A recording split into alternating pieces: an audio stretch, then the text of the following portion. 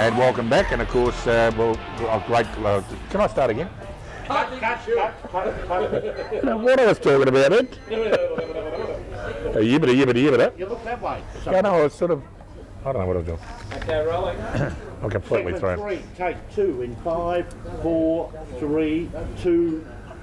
And welcome back, and of course, a great round of matches on this afternoon, and none bigger than the big clash out at the Kevin O'Leary Oval. It's the East Geelong Eagles. Well, they've really got us getting some form back, hopefully very shortly, up against the side that started the season off a little bit slowly, but they've come back to some great form at the moment. Be a fantastic game out there, Eric. Can East Geelong get a bit of form back, knowing they've got some injury problems? Well, they're certainly going to need to, Dick, and as at tonight, we will have in 5 rounds of games, we will have seen every team in the competition, so that's a fantastic event for us. East Geelong, disappointing last week, 16 shots to 39 against North Geelong, and you can't win games when you only have that many shots on goal. They were scoreless, in fact, in the last quarter, and that is a big concern. Werribee, on the other hand, losses only to the 2 top sides. Tyrone Montebruno, the spearhead, kicking multiple goals week after week, 20 in fact for the season so far. And I think the big test for East Geelong will be how they handle the talls, Morgan and Lovell for Werribee Centrals, and I don't think they can probably do that. So I just think, to top it all off, I think Werribee Centrals might continue on their winning way, and East really have a bit of work to do, Dick. Do we know much about this Tyrone Montebruno? He's played for a couple of years. I think last year, and it's a pity Grubby's not here because he had some injuries last year. Don't say it's a pity he's not here, Eric. We don't miss him at all. A very talented player. There's 2 brothers, Montebruno, and Tyrone's the goal kicker. Very talented player, and he's certainly obviously fit this year, and he's kicking goals, and that's really what they need up there. East Geelong were disappointing last week against North Geelong on the basis of that they have lost a lot of players through injury, no doubt about that. Of course, North Geelong have lost a couple now too, so it could make a lot of difference, but it was a shame to see East Geelong playing so badly. And of course, with Ricky O'Toole now sidelined, it takes away a very valuable player on the ground, doesn't it? Oh, it does, and Ricky's 30 or 40 possessions a week on most occasions. But when they lose, I think I did a look at it 2 weeks ago. 14 of last year's grand final side were not playing. Then you lose Chalice and Primke on top of that. They're class players, and very, very hard to follow them. Suspensions and injuries have made life difficult. But I guess that's footy, isn't it? It sure is. Well, it'll be a great game indeed out at the Richmond Crest Oval. And of course, you can hear it live 1:30 this afternoon on 94.7 The Pulse, your home of country football. And of course, the guest commentator this afternoon will be former K-Rock. Tom King will be on deck with Eric, and probably will Andrew Downey be there? No, not today. No, that'll be having a rest. So Tom's actually taking Andrew's spot, so that's fair enough. So it'll be a great commentary indeed, and it'll be a great game. So all the best this afternoon for Tom King with his debut commentary alongside the great Eric Nicholls. Should be fantastic indeed. Okay, the next game on this afternoon, Eric, we've got Anarchy playing Thompson, and that's out at Footrot Flats. How do you think Anarchy will go? A couple of sides that are, neither here nor there at the moment, but how Anarchy's going to go out there? Well, we've got in the middle of the ladder, Dick. We've got 6 teams with 2 wins, 2 losses, and these are 2 of them. Anarchy currently 9th, Thompson 4th.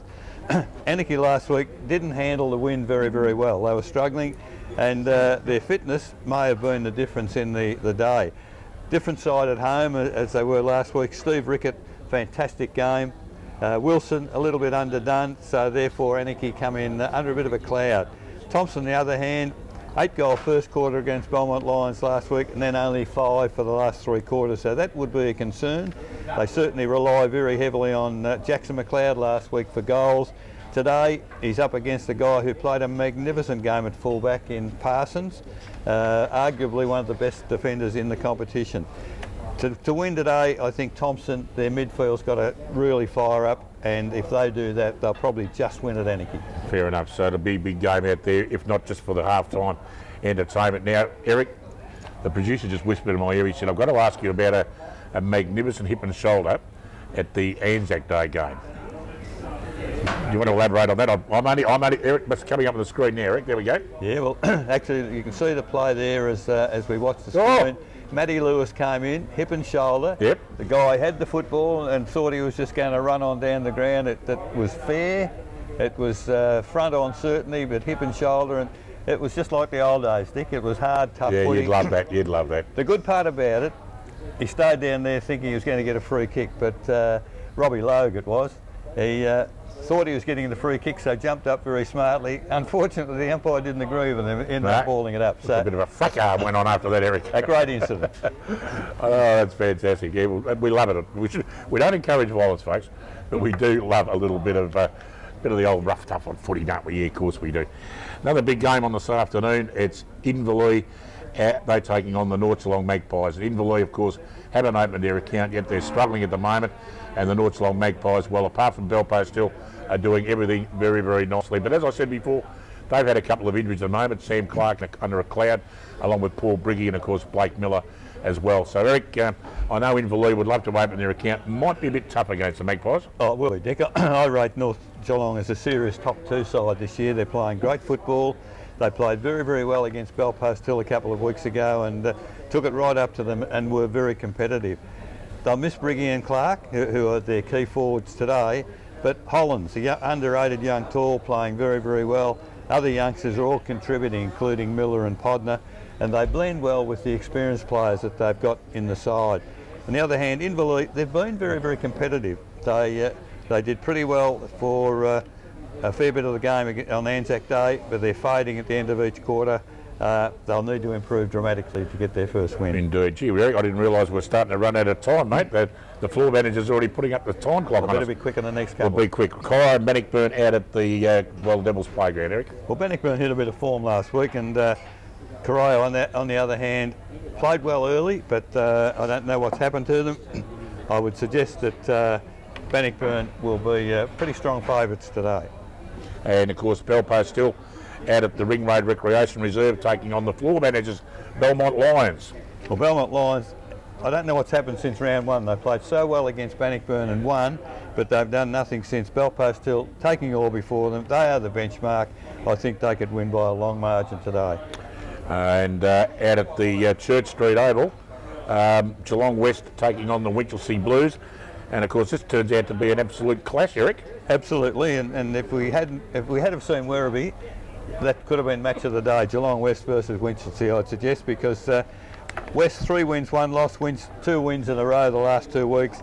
Great game. West were very, very good last week. They were able to play very good footy into the breeze, but they need to curb the big fellas. Mensch and Hermans, they're very good players, and they'll be the keys for the Winchelsea side.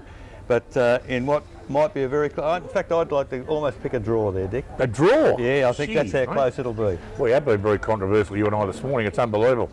Well, we'll go back, of course, to the 94.7 match of the day, which is on this afternoon, out at the East Geelong Oval. It'll be from 1:30 this afternoon. Great game indeed. They take on the Werribee Central's boys from the Quacker Dome. Now, I've got a little bit of a thing I've got to mention at the moment. I've got an email through the week from Mark Digger Pope, who happens to be one of the stalwarts out there at the Anarchy Roos. And on June the 15th, they have a past players day out there. And of course, their guest for the day will be the Belmont Lions.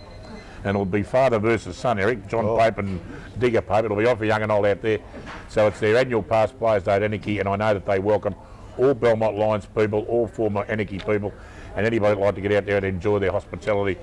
June the 15th, be a great day. Call that the Pope's Day, do they? The Pope's, well, that's the battle of like the Vatican game, won't it, or something out there? All the popes running around indeed. Well, it's been a great morning again, and of course we've been a little bit confused. We miss our little mate Grady. He'll be back again next week, and I hope you all enjoy your footy this afternoon. We'll see you all again next Saturday morning. Bye for now. We are the Raiders from all around Geelong. I'm here to tell you how football is strong.